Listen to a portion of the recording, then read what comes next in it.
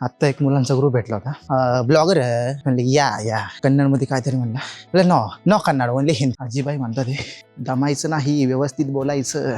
2:15 झालेत आणि आम्ही आलो याना केव्सला. या पे माकडांचा चाललाय सावळा गोंधळ. माझ्या चॅनलवरती तुमच्या सगळ्यांचं सहर्ष स्वागत. इथून एंट्री आहे. मला वाटतं इथं तिकीट वगैरे असेल तर बघूया काय होतंय. Let's see. आणि एक सजेशन आहे की तुम्ही ऑनलाइन घेऊन नका इधर, ओनली कैश. ये आपके पास रखिए वरना 20 रुपये का घाटा हो जाएगा. इथून सुरू होतं हे याना केव्सला जायला हा रोड आहे. लोक माझ्याकडे ना बघतात आहे, पण आता मी काहीच करू शकत नाही मित्रांनो, कारण की मी ब्लॉगर आहे. हमें कैसी शरम भाई, शरम बिरम नाहीये. म्हणजे मी काय लाजत विजत नाही आता. अरे लाजायचंय काय भाई. मराठी माणसं भेटले म्हणजे कपल्स आहेत 2, तर ते पण मराठी आहेत. तर ते म्हणत होते मराठी दिसतोय हा ब्लॉगर दिसतोय, बाईकवर आलेले दिसतं ते.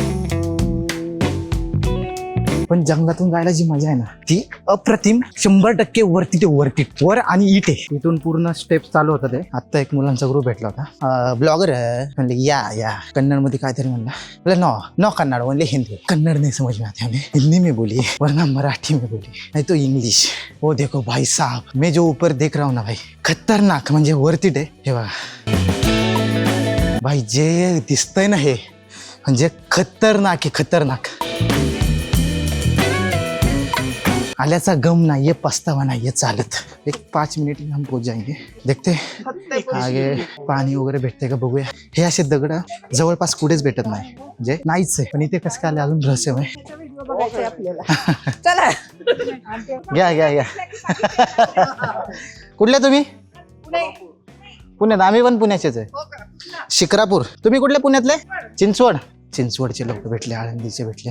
मजा येते. मराठी लोक भेटले ना. आजीबाई म्हणतात हे दमायचं नाही, व्यवस्थित बोलायचं.